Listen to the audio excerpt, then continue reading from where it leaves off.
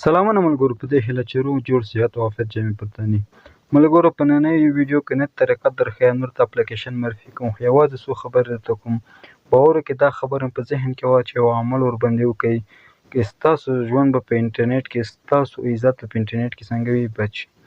ما سره 2 ورځې مخکې یو کار شوی دی، غواړم هغه تاسو سره څنګه کمه شریک کړمه او تاسو یې ورنه یو پند واخلئ، تاسو یو الګو ورڅخه واخلئ تر څو تاسو باندې دغه کار ونه سي.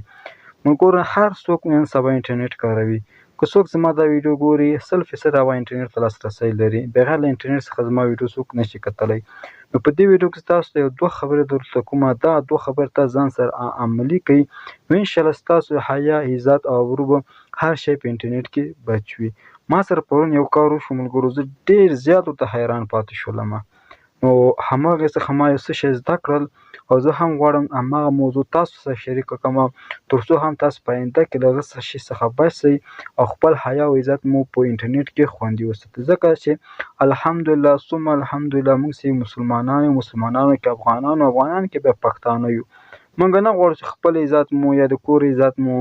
یا خپلوانو عزت مو څنګه سي په انټرنیټ کې خپور سي، خپل ناموس مو په انټرنیټ کې خپور سي. دا هېڅوک هم نه غواړي. نو که چېرې نه غواړئ دا کار تاسو سره وسي، نو دغه ویډیو تر پایه وګورئ. تاسو ته یو څو مهم ټکي درښیمه چې ما سره بله ورځ دا کار وشو، سبا تاسو سره هم کېږي، نو نورو سره هم کېږي. نو که چېرې دغه ټکو ته تاسو پام وکړئ، په کوم زه تاسو ته درښیمه، نو انشاءالله ستاسو حیا او عزت به هر شی به تاسو په انټرنیټ کې خوندي او تاسو کولی شئ په ډېر د زړه د اخلاصه انټرنیټ څنګه کوئ وکاروئ. چې دا کوم شیان ول او ما سره وسول او ولې وسول، دې هر شي کې تاسو زه معلومات درکوم. خو بیا هم تاسو هیله کوم که چېرې ویډیو خوښه سوه او ویډیو کې مې څه معلومات حاصل کړئ، نو ویډیو درسره لایک کړئ او له خپلو ملګرو سره هم شیر کړئ، تر څو د هغه ملګري مو هم د دغو رقم ستونزو سره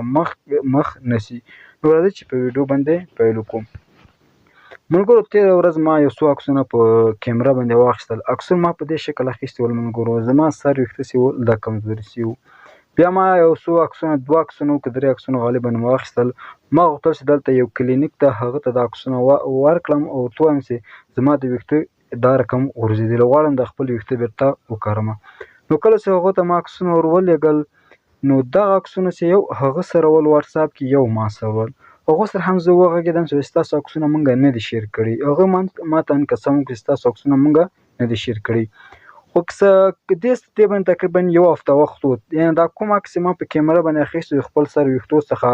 او عکس مې یوازې د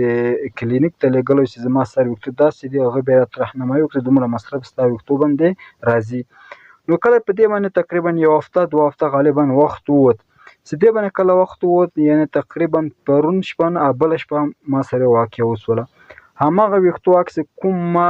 کلینیک والا ته ورلېږلو، هغه ما په فیسبوک کې ولیده. یعنې فیسبوک یو نفر پوسټ کړی. څه رقم پوسټ کړی ملګرو، تاسو دلته تاسو سره یې ښکاره کوم چې دا عکس یې دا رقم ته پوسټ کړی. دا وګورئ ملګرو،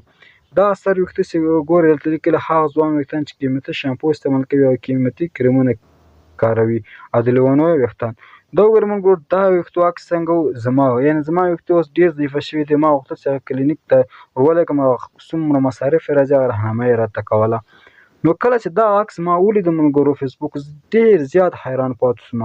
چې دا عکس خو یوازې ما سره په ګیلري کې و، هغه مې هم بېرته ډیلیټ کړی و. نو دا څنګه دلته پکې فیسبوک کې خپور شو؟ نو زه ډېر زیات حیران پاتې کړلم.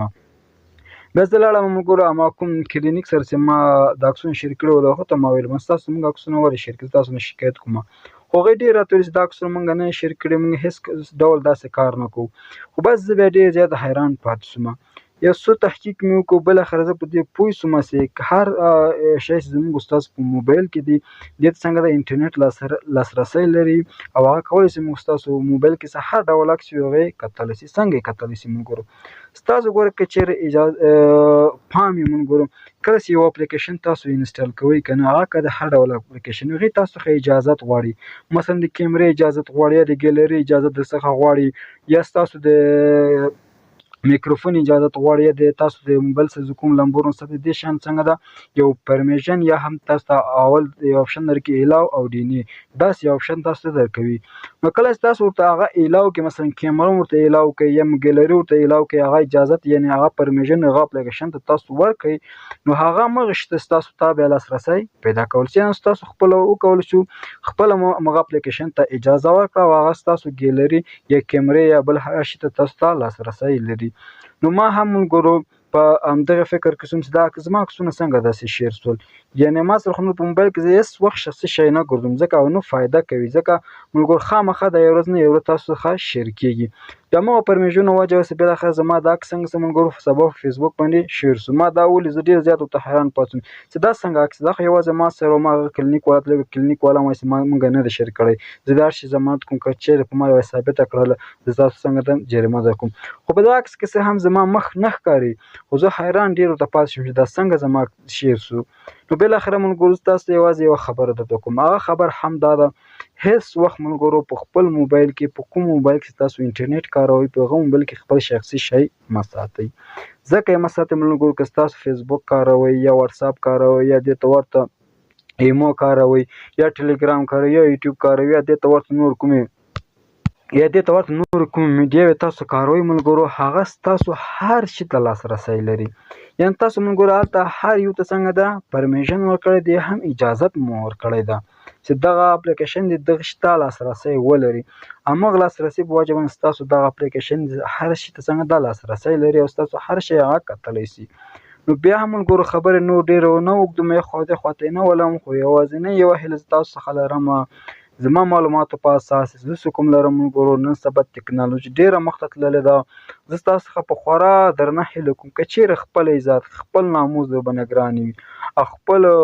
کور کې چې کوم خویندې م دي یا مو مېرمنې دي یا مو مورګانې دي د هغو عزت او حیا درباندې ګرانه وي زما دا یو خبره غوږ ته واچوي هېڅ وخت د هغوی عکسونه یا د هغې شخصي ډیټا په خپل موبایل کې مه ساتئ په هغه موبایل کې مه ساتئ چې هغه موبایل کې تاسو انټرنیټ کاروئ یا اپلیکیشنونه کاروئ لکه واتساپ او فیسبوک او ټلیګرام ډېر ورته نور شیان کاروئ نو زما د څخه همدغه یوه هیله ده چې هیله کوم په خپل موبایل کې شخصي ډیټا مه کاروئ که چیرې کوم خویندې زما ویډیوګانې ګوري هغوی ته زما همدا لارښوونه چې هېڅ وخت په خپل موبایل کې چې کوم کې انټرنیټ تاسو کاروئ هغې کې خپل عکسونه مه اخلئ او خپل داسې شی مه کوئ سبا هغې باندې تاسو پښیمانه شئ ملګرو پښتانه خو به تاسو ته معلوم وي داسې خلک پښتنو کې شته چې یوازې د ښځې په غږ باندې څنګه ده بل چا اورېدلی هغه ښځه څنګه ده له منځه تللې ده د پښتنو جهالت خو موږ تاسو ته بیا معلوم ده نو زه تاسو همدغه هیله کوم خپل شخصي ډیټا هېڅ وخت په موبایل کې مه ساتئ البته هغه موبایل کې ستاسو انټرنیټ ورته کاروئ نور زه تاسو ته که چیرې ستاسو دا کار عملي نه کوي زما څخه مه شي هم یوازې ما سره دا کار وشو او دغه کار مخنیوي لپاره ستاسو رومه شي زه تاسو سره دغه ویډیو شیر کوم